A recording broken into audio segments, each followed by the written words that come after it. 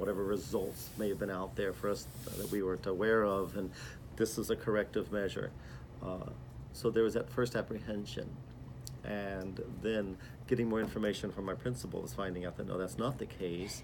This is something that the district is offering out to teachers, but still you have that apprehension, like, well, still, what does that mean?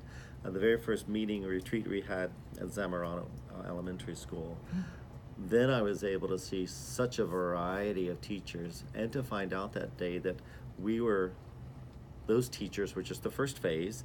Then the coaches would go to another school and another schools and other schools during the year. So then I realized, okay, this is not something that's being,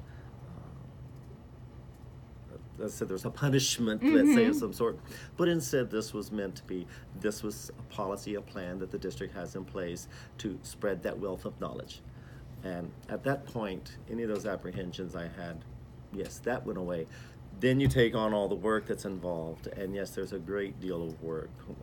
We were meeting almost daily with our coach, Coach Carrie, and she was amazing, very much so. She was able to hear our concerns, think about them, reflect on it, and come back and say, Jerry, I heard this from you. Let's try this. And I think that's truly what the coach is supposed to be. Right. The coach is supposed to be letting you shine, but also finding your strength and then doing something with that strength toward that goal. If we need to score that touchdown or get to those kids or help them understand this concept. Carrie truly did that. How do you think it's positively affected your students and you too? Okay. For both of those, I think for the students and myself, it really did give that clear direction that we needed. And if you've got that consistent written language that you're going back to on a regular basis, it does help you keep that focus. It helps you keep that end game in mind, what your goal is. Having it listed as your objective, having it listed nearby as your learning goal, or what have you.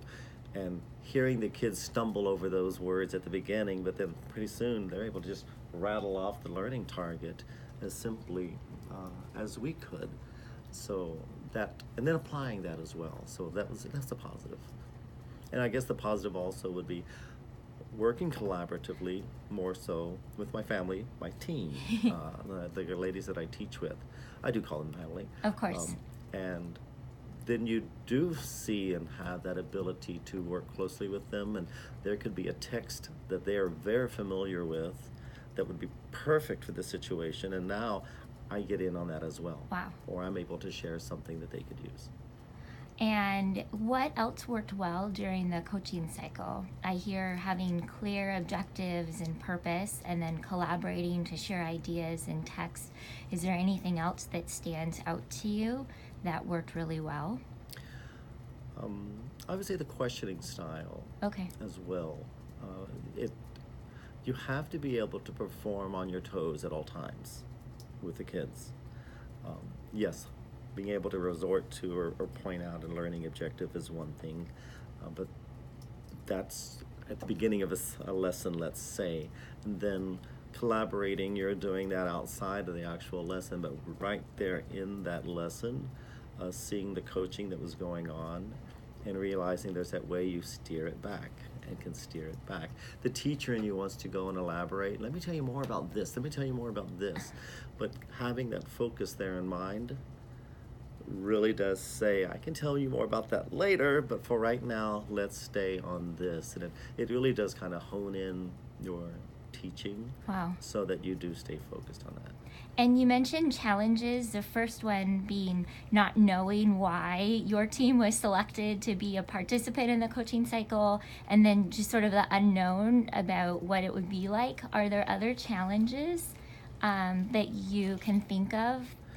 Honestly, I think it would be, there's a lot of work involved. The work. And scrutiny. When you do have people coming in, that's not regular for you. Right. On a regular basis, and to know that at times you truly have to get this done today so that you can go do this tomorrow, and that you're trying your best to stay on target with your peers as well. we have a little worry slash concern, kind of mixed blessing. The coach told us that we can slow down and go deeper and really find out exactly, like, the kids are showing me today they're missing this. Yes. So let's address this element. Is it vocabulary differentiation? Is it that they're really not understanding this certain concept? And we could slow down and really iron that out, iron those wrinkles out, and figure out what's going on. And that adds more time. When Right. you look at the year at a glance, you may have X amount of days that's been allotted to, let's say, fiction, which we were working on. But when you iron out those wrinkles, that pushes that time in fiction a lot longer. So when you wrap up fiction, then you're realizing you might be off that year at a glance schedule. So that's that mixed blessing. That yes, you can, and yes, you should. And now you see what the kids really truly need more so here. But now it might require some adjustments somewhere down the line. And what do you think your next steps are as you move into future units?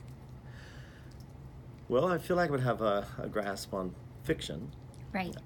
Glad to know that we will be meeting soon with our coaches to really kind of zoom in and focus on the nonfiction.